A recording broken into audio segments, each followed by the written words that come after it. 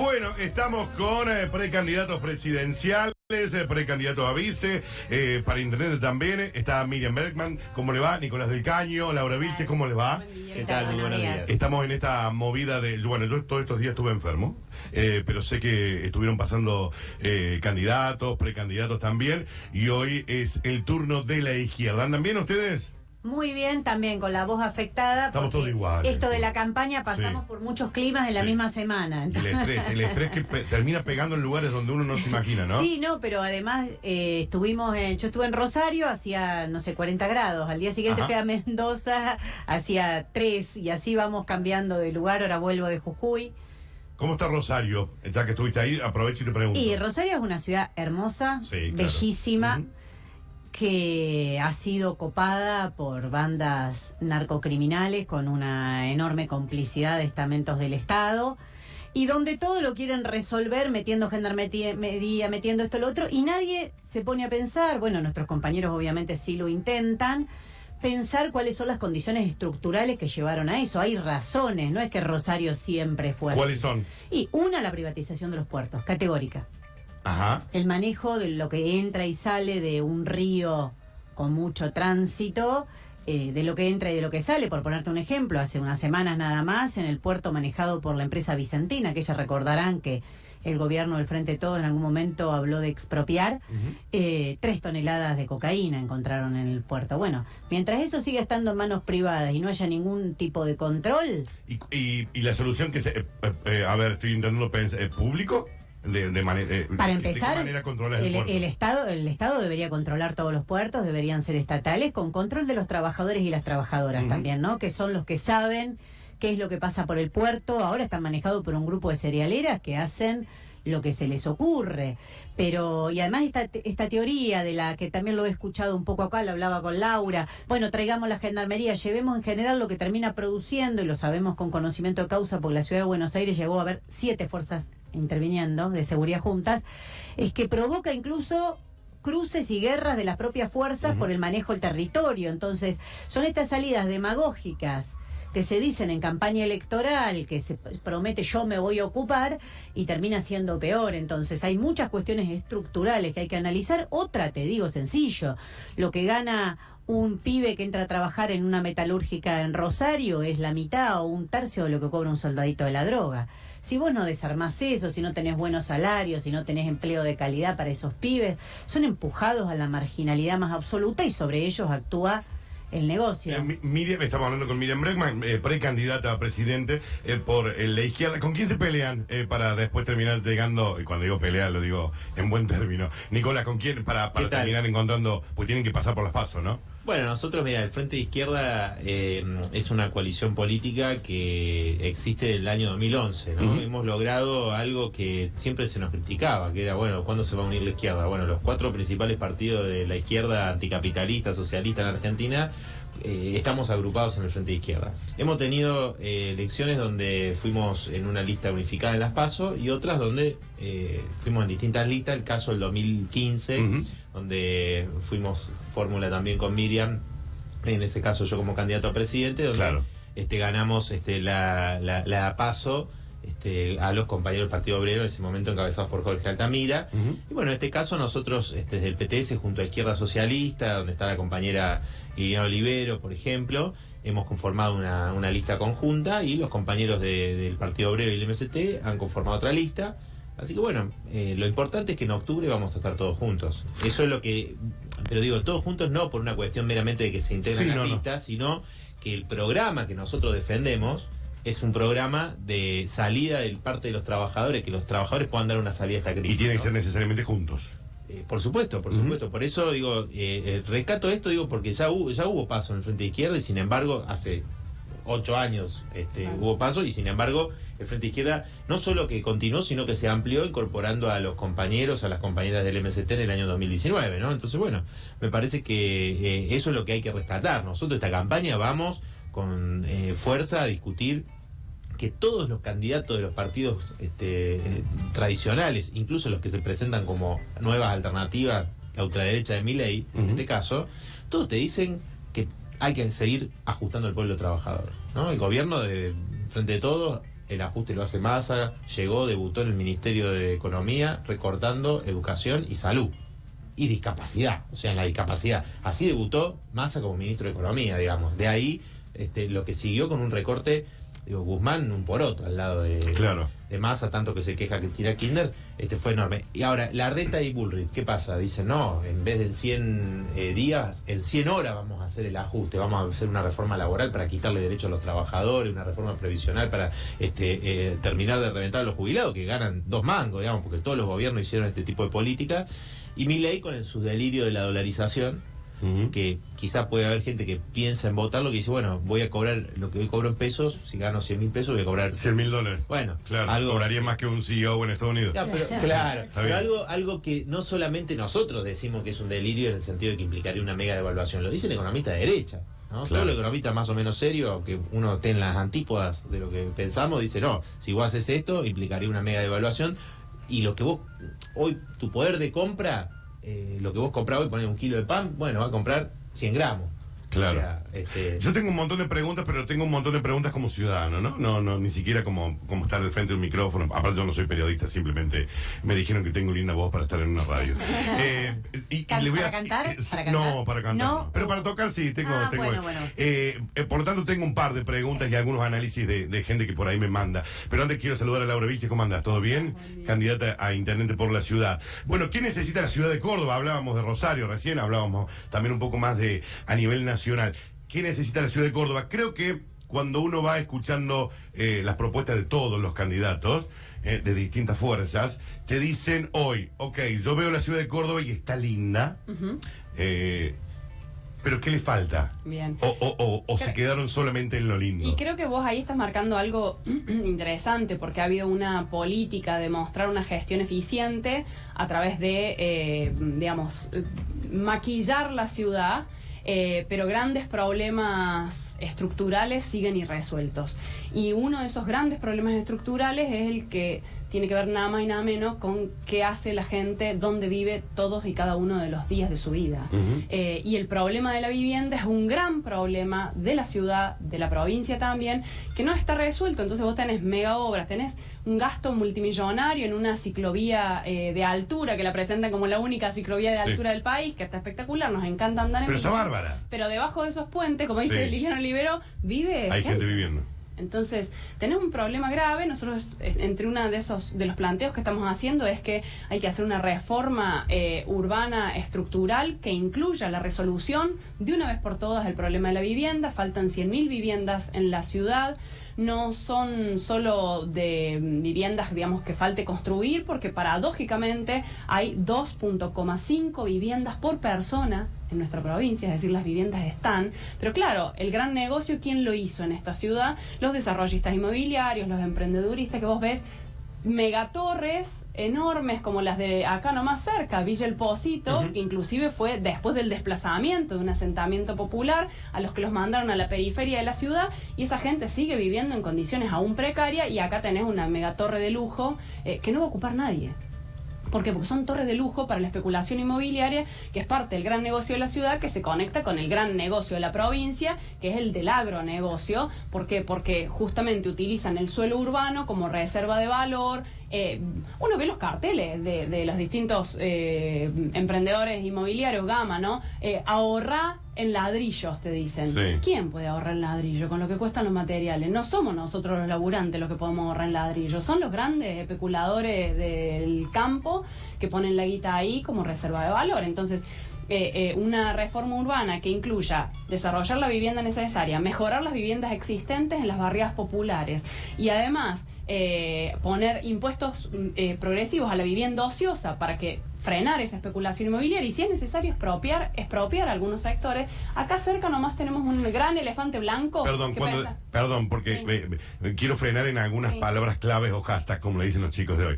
Cuando estoy intentando pensar en macro, ¿no? En toda la gente que está del otro lado. Cuando vos decís palabras como expropiar y todo, ¿no te terminas jugando en contra y que son palabras que hacen más ruido de lo que deberían? Sí, yo creo que hacen ruido, pero no por eso deja de ser una realidad claro, fundamental que hay que resolver, porque vos tenés grandes, eso te iba a decir, acá nomás cerca tenés un enorme mole que está inconclusa, incompleta, pero que tiene una estructura que se ha desarrollado, porque el negocio se le frenó, entonces ahí está la mole. Esos espacios expropiados para residencias estudiantiles, porque los pibes hoy, de la juventud universitaria, Córdoba es una de las ciudades con mayor población universitaria del país, que no puedan, o que tengan que resolver el dilema de o estudias o trabajas, bueno, eso podría expropiarse y construir allí viviendas para los estudiantes universitarios, lo tenés cerca, es universitaria, y vos aportarías un problema acuciante de la juventud en nuestra ciudad. Entonces, desde ya, no es exprópiese y expropiese todo. Ahora, claro. Hay grandes negocios que inclusive no tienen ninguna funcionalidad social que tendrían que ponerse en discusión, a debatir, fundamentos. Por ejemplo, este que te mencionaba del no me acuerdo ahora, acá en Pueyrredón, que es no, para allá, no para... Sí. Pueyrredón, y sería, ¿cuál es la que baja cortando?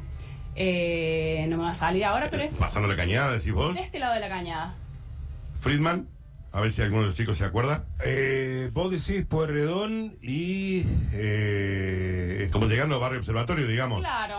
Bueno, es acá en esta zona, no va a salir. Sí, Julia Roca, la zona de Julia Roca. Para No, ese pero ya lado. sé qué es lo que estás diciendo. Es una gran mole que está sí. sin terminar. A mano derecha, digamos. Exactamente, a mano derecha. Sí. Bien, entonces, cuando nosotros planteamos estas salidas, tienen que ver con, desde ya, un plan integral que incluye todo lo otro que te mencionaba. Eso, desde el punto de vista de una reforma urbana, incluye también el problema de transporte, que es otro gran problema de la ciudad. Tenemos el centro saturado de autos, Córdoba debe tener un parque automotor tremendo, pero ¿por qué la gente termina eligiendo usar el auto? Porque el transporte sigue, gestión tras gestión, siendo totalmente eficiente. El otro día se le salió una rueda a uno de los bondis de ERSA en pleno Patio Olmo. Eso es un peligro. ¿Por qué? Porque hay otro gran negociado, que es el de las empresas del transporte, que es histórico en Córdoba, que hay que resolver. Bueno, ahí nosotros proponemos estatización bajo control de los laburantes, que son los que saben cómo resolver el problema, cuáles son las necesidades, dónde faltan líneas, dónde hay que reforzar los horarios, junto a la población, obviamente, que es la otra gran interesada en que el transporte funcione efectivamente. ¿Cómo haces para que... A ver, yo estoy leyendo los mensajes también de la gente, que entran muchísimo siempre, por suerte. ¿Cómo haces que el mensaje, que en los papeles parece un cuento de hadas, cuando uno lo escucha, porque está bien todo lo que están planteando, que no terminen siendo utopías bellas y decoradas, y llevarlas al juego de decir, che, esto... Yo, a ver, veía una, que no es del partido de ustedes, pero están medios encaminados, creo que Julia Di Santi decía que uno de los sueldos tenían que ser de 500.000 pesos el mínimo. Y voy a decir, ¿cómo hace para que una empresa pueda pagarle a sus trabajadores? ¿Me entendés todo lo que te quiero decir? Y que no quede todo como en un cuento de hadas lindo, edulcorado, y llevarlo al práctico. Porque si ustedes llegan al gobierno y después te encontrás como quizás también le podría pasar a Milei, que si él llega al gobierno con toda su idea, y después llegan y dicen, no, pará, no es tanto como... Claro, hay que explicar cada cosa como uno la haría y por qué. Claro. Primero, lo que hay que señalar es que haciendo lo mismo que se viene haciendo no se va a obtener resultados. Nos han demostrado que no Claro, funciona. porque Okay. ya gobernó Juntos por el Cambio, ya gobernó el Frente de Todo, y vamos en el 6º año de caída consecutiva del salario. Entonces, ¿Y por qué hoy todo el pueblo se está volcando más a una derecha que puede meter un poco de miedo? no, ¿dónde se está No, buscando? pero digo, bueno, en el run que... Ah, bueno. Está bien, está Son bien. dos cosas distintas. No, estoy de acuerdo con vos. Son dos cosas distintas. Pero hay un run que antes no estaba. Hay un run grande que antes no estaba, pero Milei tiene un problema, que se llaman las Vale, elecciones. Sí. Porque en los lugares donde se presentó iba a ganar La Rioja. Lo que pasa es que él dice que no pone la cara, ¿viste? Pero eso dice ahora que perdió, Sí. qué gracia. Yo también cuando pierdo iba, pero Claro. no, es que me salió fea la foto, ¿no? Así no funciona la política, que si le hubiese ido bien era él. Por eso desde Neuquén le salieron a contestar. Bueno, pero ¿por qué ese ruido entonces? Si Bueno, no pero termina- me hiciste otra pregunta Sí, antes. me fui por el otro lado. Vamos a la primera. No, primero es no pensar que repitiendo lo mismo, gobernando lo mismo, se va a obtener resultados distintos. Porque lo que es utópico es eso. Ujú. Es pensar que los mismos que vienen dando vueltas hace años, que lo único que cambian es de partido, porque no sé, se me viene a la cabeza Luis Juez, yo ya me perdí. Hoy le pregunté a Laura por quién iba, porque lo vi pasar por todos lados. por todos lados. Entonces ya en un momento tenés que agarrar un mapa. Y en Salta nos pasó lo mismo. Fuimos con Nicolás y le dijimos, no nos pueden armar más o menos, porque el que era funcionario del gobernador Sáenz ahora iba en contra. Uno que era funcionario, Guado de Pedro, iba con el tipo de Milei. Y vos decís, ¿y yo cómo entiendo esto? Bueno, entonces lo primero es eso. Lo que es utópico es pensar que repitiendo las mismas fórmulas vas a obtener un resultado distinto, que esta vez va a ser distinto. Nosotros te pongo un ejemplo. Tenemos una gran propuesta para crear trabajo genuino, porque todo el mundo habla, dice, de la generación de trabajo. Decime quién generó trabajo en el último tiempo. Nadie. Bueno, pero los empresarios, las grandes empresas. Bueno, se viene destruyendo empleo. En la Argentina se viene destruyendo empleo y lo que se genera es trabajo precario, monotributista, de baja calidad, falsos autónomos. Entonces, esa es la realidad de los números. Vos te tenés que guiar por los números, las estadísticas. Después, si crees el versito, Sí. acá verso tiene Sí. verso tiene todo el mundo. Nosotros tenemos una propuesta que es la reducción de la jornada laboral a 6 horas. ¿Por qué? Porque la jornada laboral en la Argentina es de las más altas del mundo. Tiene 100 años, se estableció en el año 29, es decir, va a cumplir 100 años, y con los avances de la ciencia y la técnica se podría generar un nuevo un nuevo turno de trabajo, es decir, reducir la jornada a 6 y con las horas que te quedan libres, que te quedan vacantes. Por ejemplo, te digo, las automotrices que están acá, yo conozco las del Gran Buenos Aires, los laburantes están 10 horas en la fábrica, dejan la vida en la fábrica. Bueno, ¿por qué no se puede reducir la jornada a 6 manteniendo el salario? Porque esos son los grandes ganadores de este sistema, o sea, ahí ninguno perdió, Claro. Les dieron retenciones cero, han obtenido de todo bajo el gobierno del Frente de Todo, y generar un nuevo turno de trabajo que dé trabajo genuino de calidad. ¿A vos no te parece que eso empezaría a cambiar un poco las cosas? ¿Empezaría a cambiar la realidad? ¿Empezaría a cambiar esa realidad de los pibes que no tienen futuro, que no tienen destino, que hablábamos al principio? Bueno, pero Entonces, mira, hay ¿cómo propuestas, yo te digo cómo hacerlo. Sos presidenta de la nación. No, presidenta no necesito Pero ser. espera. Hay que pelearla. Pero lo sos. Hay que pelearla. Te eligió el pueblo y sos presidente de la nación. Y te tenés que empezar a sentar al frente de empresarios de hace 100 años en la Argentina y le venías a decir, a partir de ahora es esto. Mira, cuando se estableció la jornada laboral de 8 horas, Sí. de 10 horas mejor dicho, porque la discusión empezó con las 10 horas, pensá que hubo que pelear, la clase trabajadora en su historia tuvo que pelear para trabajar 10 horas, después bajó a 8. Los empresarios decían que la ganancia la obtenían en la hora 11 y que se iban a hundir. No se hundieron. Cuando se bajó a 8, hubo matanzas enormes, históricas, que se estudian, las matanzas que hubo porque no quería una jornada de 8 horas. Entonces nunca fue fácil. Pero vos lo que tenés que pensar es algo en beneficio de las grandes mayorías. Hoy, trabajando 6 horas, hay que pelearla. No es un problema que vaya uno, como dice Milei, voy yo y les digo y cierro esto, abro lo otro. ¿Qué vas a hacer? Yo lo veo sentado al lado mío en el Congreso, no sabe ni a dónde poner el dedo en el botón para votar. O sea, perdóname que no crea esas amenazas No, está bien. de alguien que veo tan desconcertado. Pero ¿y por qué el run run que hablamos, que Porque puede lo ser real, crearon, ¿no? porque lo crearon. Pero está bien, ¿y por qué el run run viene de la derecha, o de esta ultraderecha, Exacto. y no de una izquierda? ¿Por qué Mira, no empieza a yo hacer ese creo, ruido? hay varios motivos. Uno, que hay que preguntarlo al Frente de Todos, que dijo que venía a parar a la derecha y la derecha creció como nunca. Sí. Entonces, yo creo que en aquellos lugares donde las dirigencias sindicales se armó todo para que el pueblo no se movilice, el famoso quédate en casa de Alberto Fernández, que es no te muevas, nosotros desde arriba vamos. Eso terminó generando no solo un descontento, sino un corrimiento hacia la derecha. Pero ese corrimiento hacia la derecha lo buscaron todo. Juntos por el Cambio lo promovió porque le servía para correr la agenda política a la derecha. Y al Frente de Todos, como lo demuestra la propia Cristina Fernández, cuando lo elige a Milei como antagonista, le conviene. Porque si yo te pongo un monstruo, ya los míos no parecen tan Claro. malos, ¿no? Si digo, hay uno que te va a dolarizar, te va a todo sacar y vas a tener que vender un riñón, ya viste que Sergio Massa ajuste te empieza a parecer hasta tan malo no era. Pero terminamos en ese paradigma de terminar votar al menos peor. Exacto. Y Digamos, eso- si yo te pongo un monstruo, Sí, sí. no lo votes a Drácula, pero votá al hombre lobo. Exactamente. ¿Se entiende más o menos? Me encantó, te puedo grabar así. Sí, ¿no? Gabriel, pero... Me encantó, es pero eso, pero hay que romper con eso. De una vez por todas hay que romper con eso. Sí, la pandemia, y voy a hablar a nivel mundial, ¿no? Y respondan todos. ¿Trajo a nivel mundial un acercamiento mucho más poderoso y más temeroso de la derecha?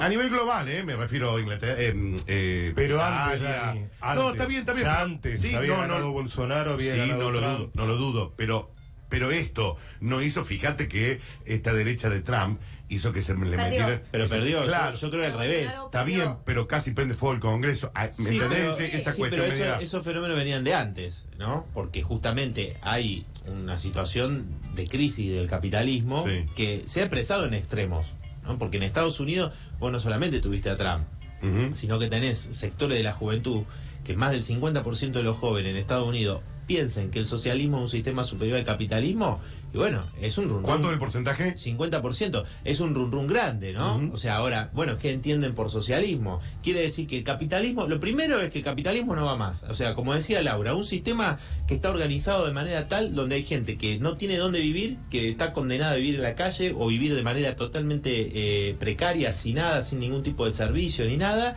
y tenés casas vacías, ¿no? O torres de lujo que no la va a utilizar nadie, algo completamente irracional, un sistema que no sirve para nada, digamos, ¿no? Para garantizar las cuestiones más básicas. La comida, el 30% de la comida que se produce en el mundo se tira. Y hay gente y niños que mueren de hambre en el mundo, en Argentina también. Entonces, digo, es un problema. Entonces empezó a surgir un cuestionamiento fuerte. Y en la pandemia surgió algo que se decía, digamos, los esenciales. Cuando se habló de los esenciales, ¿quiénes son los esenciales? Hasta nosotros éramos esenciales, Bueno, dudosos. los trabajadores, digamos, ¿no? Claro. las trabajadoras y los trabajadores. Funcionaba la radio. Claro, hay- Sí, bueno, pero creo que esencial era un médico, ¿no? Bueno, en el caso, digamos, de que estábamos frente a una pandemia, los más esenciales. Pero fíjate, los pibes de Rappi, ¿no? Sí. De las distintas aplicaciones. Salvaron al mundo. Salvaron a todo el mundo. Bueno, pero están ultra precarios. Son esenciales, Sí. pero después los tratan como descartables, Sí.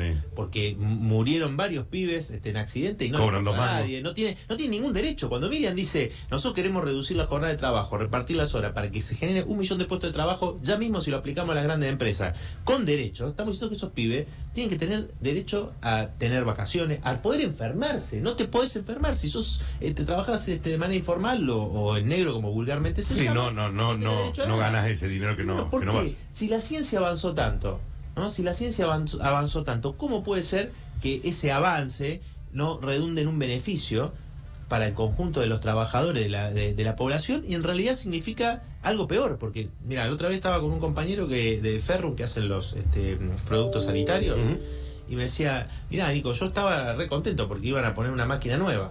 Dije, bueno, voy a estar más alivianado, no me va a doler tanto el cuerpo porque trabajo muchas horas. No, fue peor.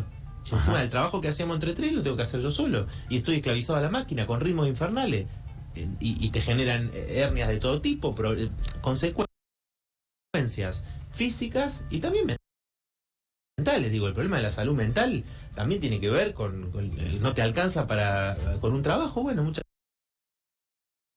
gente tiene 2, 3 empleos para llegar a fin de mes. Entonces, se trata de que vos pienses como todos los recursos del país no se lo lleven 3 o 4, los 3 o 4 vivos que dijo Alberto Fernández que no iban a hacer lo que se beneficiaran con su gobierno. Bueno, siguieron siendo los. A ver, Sí, los que se benefician Mirá, siempre, ¿no? Desde los asalariados hacia los grandes grupos concentrados, solamente si tomamos el gobierno de Alberto Fernández,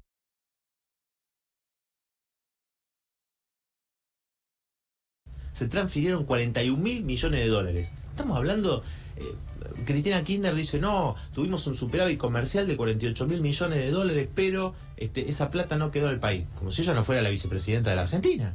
¿Y por qué no hicieron nada? Nosotros decimos claramente, el sistema bancario tiene que ser controlado por los trabajadores, un sistema público, no puede ser que esté en manos de 10 grandes bancos extranjeros en su mayoría. El comercio exterior no puede estar en manos de la cerealera, de un puñado de automotrices, tiene que ser controlado por los trabajadores.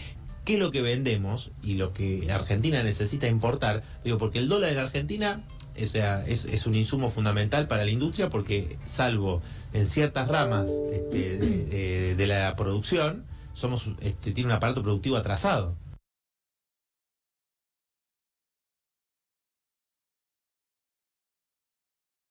Argentina, por eso necesita el dólar. Ahora, la ventaja comparativa que es el campo, ¿se utiliza para desarrollar el país, por ejemplo, para industrializar? No, porque a los grandes capitalistas no les interesa. Solamente se puede hacer con un gobierno de los trabajadores,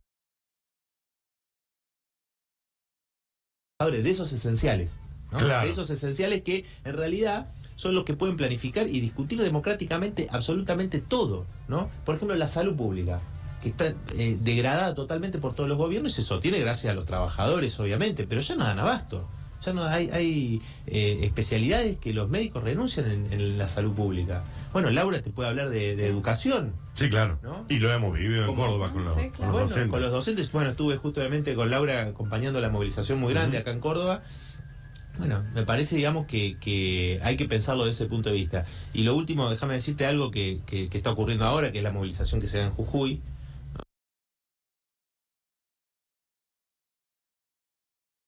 donde Miriam estuvo estos días, y la verdad que ha sido enorme la movilización que ha sido de los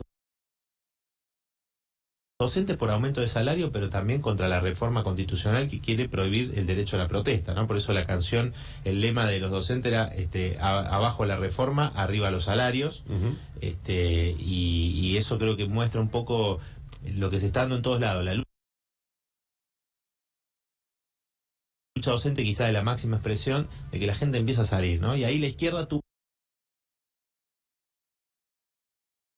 una elección muy importante, sacamos el 13% ahora de la elección de gobernador, con nuestro compañero Alejandro Vilca. Claro. ¿No? Y se mostró en esta constituyente que si no estaban los constituyentes de la izquierda, nadie se enteraba lo que querían hacer ahí. Y la gente dijo, no, ustedes fueron nuestra voz, y se empezó a salir a la calle. ¿Cómo no van a prohibir algo tan elemental como protestar? Si vos no tenés derecho a la protesta, ¿cómo ponés de manifiesto que los derechos no se están cumpliendo? ¿O cómo conquistás nuevos derechos? Estamos en nuestra sección de candidatos, estamos con la izquierda. Miriam Bregman está con nosotros también, precandidata a presidente, está Nicolás del Caño, precandidato a vice, y candidata a intendente Laura Vilches. Yo escucho y y vuelvo a lo que a mis oídos me encanta todo lo que escucho. ¿Está bien? Pero vuelvo a lo anterior. Me suena todo a un cuento de hadas y a una utopía difícil de realizar. Pero déjame que te lo amplíe con esto como para cerrar.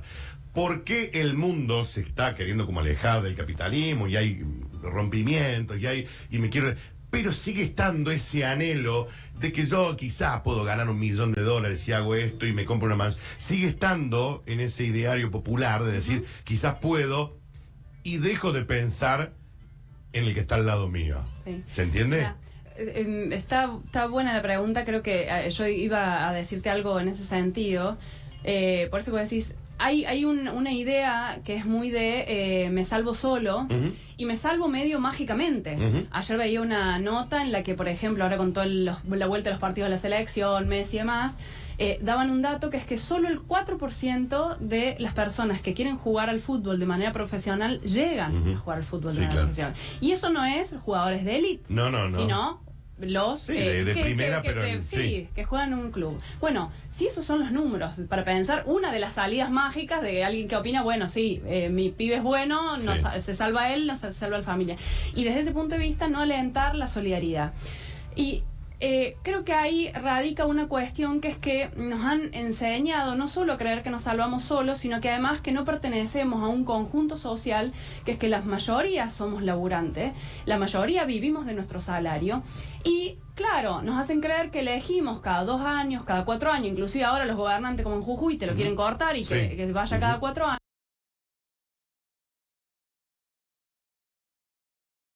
años. Y no que todos los días podemos tomar decisiones, como las toman los empresarios. Y ese tomar todos los días de decisiones para nosotros es hacer política. ¿Qué significa hacer política? Pensar cómo defendemos nuestros intereses. Y eso es defender el derecho al salario, defenderse contra la precarización laboral, solidarizarse mínimamente y decir, che, ¿qué le pasa a este pibe que está hoy manifestándose en la calle? Y después ahí juegan un rol los grandes medios de comunicación, desde ya, que estigmatizan a aquel que sale a protestar. Pero cuando vos te acercas a un laburante y le decís, che, mira, está peleando porque lo acaban de despedir, porque tuvo la osadía, mira vos, qué osadía, o sea, qué audaz y qué locura, que se le ocurrió pedir más de un aumento del 16% de salario porque la inflación le está comiendo el salario. ¿Qué se nos ocurrió a los docentes? Qué atrevidos pedir que no quedar con los salarios por debajo de la línea de pobreza. ¿Qué se les ocurre a los trabajadores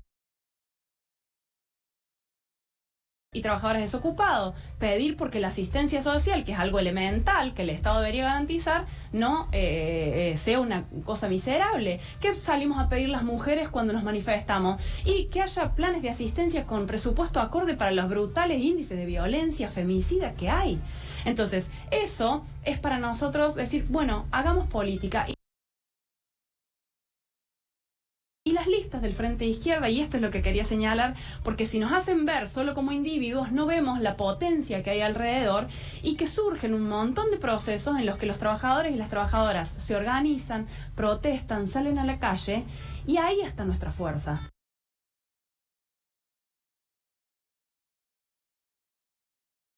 ¿Quién hubiera dicho que los docentes que veníamos de años de estar degradados, o los compañeros de la salud, íbamos a protagonizar, como se está protagonizando además en todo el país, las manifestaciones y movilizaciones para reclamar por nuestros derechos? Y eso alienta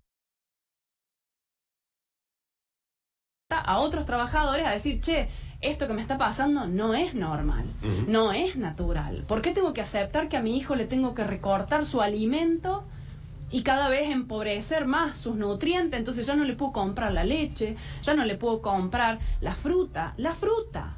Estamos hablando de lo que cuesta la fruta y la verdura. Entonces, cuando el Frente de Izquierda se presenta y plantea todas estas propuestas, es porque somos listas integradas por laburantes de la construcción, docentes de la salud, que apostamos a que la fuerza la tenemos nosotros. Y no creemos que sea ir del trabajo a la casa y de la casa al trabajo, sino que hay que construir una alternativa política que, en perspectiva, desafíe ese estado de cosas y se construya, como decía, todos los días, para poner en pie un gobierno de los trabajadores que acabe con esta miseria. Nosotros creemos que las elecciones son una oportunidad para llevar este mensaje, para llevar un mensaje que no es el de la resignación, sino el de que se puede pelear, que se puede luchar. Así los demostramos quienes lo peleamos. Las mujeres hemos estado a la cabeza de las peleas por nuestros derechos y los hemos conquistado. Sí, claro. Nos falta un montón, pero seguimos en esa batalla, y esa es la alternativa que estamos planteando, porque no aceptamos la resignación y el mal menor, y creemos que sí se puede transformar radicalmente las cosas. Estás entendiendo que si sos ganás a intendente, vas a estar manejando una de las ciudades más grandes del país, ¿no? Totalmente. A nivel ejido. Y hablando de eso, uno ha tenido por ahí la suerte de conocer algunos otros países, ¿no? Y quería caer en los privilegios que uno tiene y da por sentado de que están. Y que ahí es donde uno no ve, hay que estar al lado, de decir que yo si me quiebro una pata voy al hospital y me lo dan gratis, ¿no? Y uno no se lo... Cuando uno está en otro país y te quebras una pata, hablando mal, ¿no? Sí. Tenés que pagar $200.000. Sí, el otro día lo hablábamos con unos docentes en Mendoza, que a la Argentina vienen a estudiar chicos de otros lugares. Sí, del claro. mundo, medicina, carreras así, y eso es porque las y los docentes de la Argentina han defendido la educación, porque cada vez que viene el Fondo Monetario te dice cortá salud, cortá educación, o sea, eso es una regla que no falla, y si todavía sigue habiendo, con todo lo que ha sido atacada la salud y la educación pública, es por la defensa que han hecho sus trabajadores y sus las trabajadoras cosas más importantes que tiene nuestro país. Más importantes. Y a eso es lo que quería ir, con los privilegios, y hablando de la ciudad de Córdoba, hay también privilegios yo vivo en Nueva Córdoba, por ahí Miriam, la ubicamos, son lugares como más residenciales, ¿no? Nueva Córdoba, el centro, Barrio Jardín, pero eso ya es un privilegio vivir en esos barrios. Si yo camino 15 cuadras de esos barrios y termino en Acosta, Müller, Colonia Lola, ya perdí todo tipo de los privilegios que tenía. Estuve el otro día con un compañero que además es compañero que va como candidato en nuestras listas, que es Maxi, de Barrio El Chingolo. Es allá en la zona del También, liceo. como quien va para sí. Claro, y los compañeros te cuentan, vos charlando con ellos, ¿por qué llegaste acá? Y porque no podía pagar un alquiler, o sea, llegó un momento en el que no podía pagar el alquiler, y estas tierras estaban desocupadas, un dueño que vaya a saber quién es, nunca apareció, se armó el barrio, y recién cuando se armó el barrio, que son unas 40 casas, si no me equivoco, con más de 70 familias, porque además también tenés el problema del hacinamiento, que están ahí plantando por el reconocimiento de esos terrenos, por la mejora, y como yo te decía, y yo salgo de laburar como albañil o salgo de laburar en un comercio y tengo que venir a mi casa a volver a laburar para tratar de mejorar con los pocos mangos que tengo la casita para que no se me llueva o para que no se me congele en invierno. Entonces, claro que hay sectores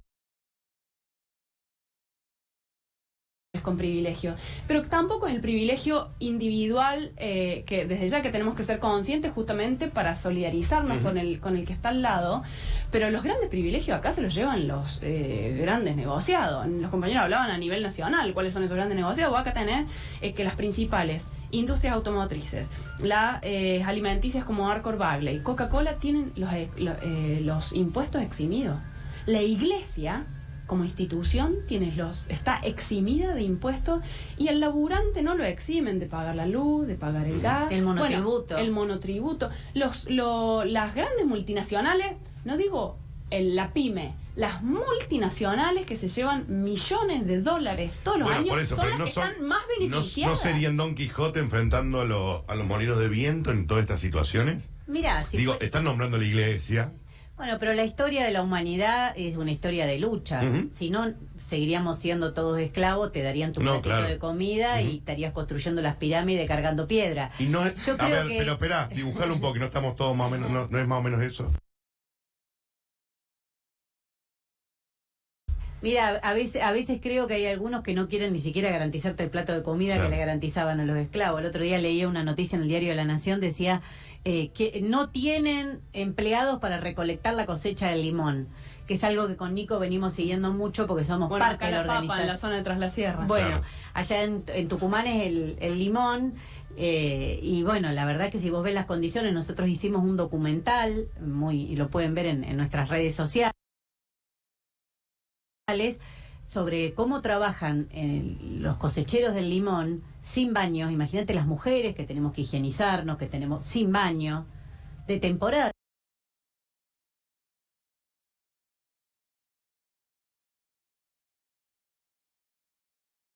Termina la temporada y arreglate como puedas. A nadie le importa que vos vas a estar 4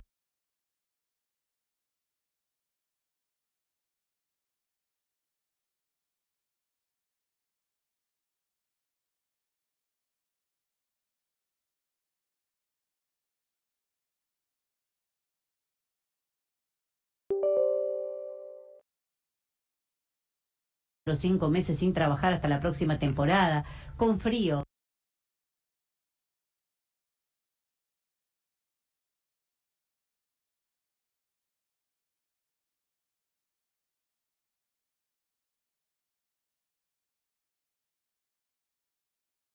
Con enfermedades, y el diario titulaba: no encuentran empleados, no encuentran esclavos.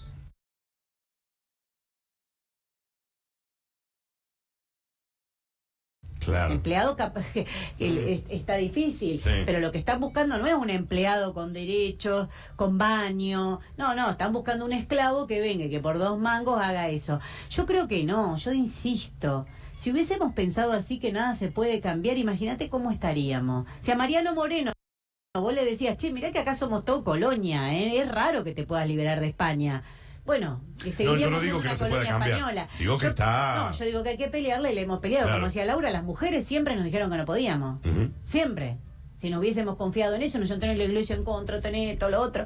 Si nos hubiésemos confiado en eso, pero es al revés. Ahora, si vos te quedás tranquilo en tu casa, te van a seguir pegando en el bolsillo. Eso también te lo digo. Sí, claro. Es así. El otro día hablábamos, cuando mandaron el presupuesto nacional, Sergio Massa mandó, aparte del presupuesto, una separata, donde nos contaba que 5 puntos del PBI, vos pensás que la ayuda social que están discutida en los medios no llega a 1 punto del PBI. Esto eran 5 puntos del PBI, se van en beneficio a las grandes empresas, entre ellas las automotrices, las que nombraba Laura. 5 puntos del PBI se llevan cada año en beneficio a los de arriba. Yo le pregunto al que tiene una despensa acá a la vuelta, al kiosquero, ¿le dejan que no pague los impuestos? ¿Le dejan al laburante que cobra un poquito más pagar ganancia dentro de un año y descontando la inflación? Bueno, está todo armado para que el país lo sostengan los de abajo, pero el discurso político que te lo sostienen los de arriba, por el IVA que pagás vos cuando vas a comprar esta gaseosa, sí. Que paga la mamá cuando va a comprar 1 litro de leche para hacerle la leche a los pibes, las galletitas, todos pagan IVA. Ahora, por derechos de exportación, que vos lo escuchás lo del campo y lloran, 9% entra al país. Entonces, ¿quién sostiene este país? Este país lo sostienen los que laburan. Entonces hay que invertir esa ecuación y hay que pensar que aquellos que ponen en pie el país, que como decía Nicolás, en la pandemia se demostró que si no iban a trabajar no funcionaba nada, ni el colectivo, ni al hospital, ni absolutamente nada, que la sociedad esté pensada en función de resolver las necesidades de esa gente. No de 4 vivos que están en su barrio privado, no tienen ni idea de lo que les pasa. Ahora, ¿cuál es el problema? Que la dirigencia política vive más en esos barrios privados. Yo me acuerdo de un debate que tuve con De Loredo, que es candidato acá en Córdoba, Sí, intendente, sí. porque dijo, en un debate increíble, él contó que el problema de la moratoria jubilatoria es que entraban señoras que vivían en countries a cobrar la jubilación. Yo casi me pongo a llorar, porque mi mamá trabajó de los 9 años. 9 años tenía cuando la primera señora de una estancia la contrató para que vaya a cuidarle los pibes, a limpiar. 9 años. Imagínate cómo le quedó la espalda a mi mamá de estar trabajando los 9 años en una casa. Mi mamá se pudo jubilar gracias a la moratoria jubilatoria, que no es buena, no es excelente ni nada, pero fue la manera que encontró de jubilarse. Y que De Loredo venga y me diga que la moratoria es para una señora de un country. Tenés que vivir en un termo y un termo de oro encima. Tienen una cara, dicen que eso lo dijo en una sesión, es público. Viven en otro país, yo no sé qué se piensan. Que la gente regalaba las jubilaciones, cobra la jubilación y se la regala a la hija para que vaya a yoga, dijo. ¿De qué habla? ¿Tiene idea que las cosecheras de este país no cobran jubilación porque existe el trabajo familiar? Y te ponen como que vos sos del mismo grupo que familiar que tu marido, le aportan a tu marido y vos no te jubilás jamás. Entonces viven en otro planeta, es una dirigencia política que vive en otro planeta, pero con nosotros no van a poder, no lo van a cuestionar y a mí no me van a venir a explicar lo que es laburar. Miriam y Nicolás, por un lado, precandidata a presidente y a vice. Laura, para intendente. En los 100 primeros días, ustedes fueron electos. ¿Qué sucede? Hacemos ¿O 100 primeros días o las 100 primeras horas, como dicen ahora también? Claro, 100 horas. Claro, 100 horas o 100 días, elegí lo que quieras. Preparamos la convocatoria para una gran deliberación sobre cuáles tienen que ser los destinos de la ciudad, organizada por sector de trabajo, por estructura. Por un lado serán los docentes, por otro lado la salud, por otro lado el transporte, asambleas vaciales de vecinos bien organizadas para tratar de escuchar qué es lo que hay que hacer. Mientras tanto, haremos pública toda la información de los grandes negociados que hay en la ciudad, que es algo que, fíjate que vos conoces al dedillo cuánto cobra cada sector de laburante. Sin embargo, nos hemos cansado en el Consejo Deliberante de hacer pedidos de informes para saber cuáles son los subsidios que van para las empresas del transporte y no tenemos un solo número. Entonces lo primero que haremos sería abrir las cuentas para ver quiénes son los grandes beneficiados y quiénes somos las mayorías perjudicadas, y se demostrará que esos que se presentan como gigantes son quizás molinos de viento muy fáciles de emprender. ¿En las 100 primeros días o las 100 primeras horas? Entonces, a nivel nacional, Miriam, Nicolás, ¿qué sería? No, bueno, lo dijimos un poco recién, ¿no? Por un lado, la reducción de la jornada de trabajo, que implicaría inmediatamente generar 1 millón de puestos de Eso trabajo. está como marcado como tip primero. No, si vos lo aplicás a las grandes empresas, o sea que eso elevaría el salario de forma inmediata, el salario promedio, porque las grandes empresas pueden pagar. Para eso necesitamos una gran lucha, digo, como se conquistaron las 8 horas en su momento, que no fue de un día para el otro, presentaste un proyecto de ley. No, fueron huelgas impresionantes de los trabajadores que mostraron que era totalmente posible hacer esta reducción y el reparto de las horas de trabajo. Que ningún trabajadora cobre menos de lo que cueste la canasta familiar. Que todo funcionario político, legislador y demás, cobre igual que un docente o que un trabajador promedio. Basta de privilegios, ¿no? Eso es lo que nosotros no solamente planteamos hace años, sino que lo llevamos a la práctica. Cobramos lo mismo que un trabajador y aportamos el resto de la dieta a luchas populares. Por ejemplo, pusimos 300.000 pesos en nuestras dietas a las huelgas docentes de Salta y Jujuy, que son pequeños aportes para la actividad que realizan los compañeros durante la lucha que llevan adelante. Bueno, lo que hablamos del tema de la vivienda, ¿no? Inmediatamente motorizás un plan de obras públicas que genera 400.000 puestos de trabajo para construir viviendas. Y además, eso te implicaría, fíjate lo irracional que es actualmente la situación, que la gente, como contaba Laura recién, construye su casa como puede.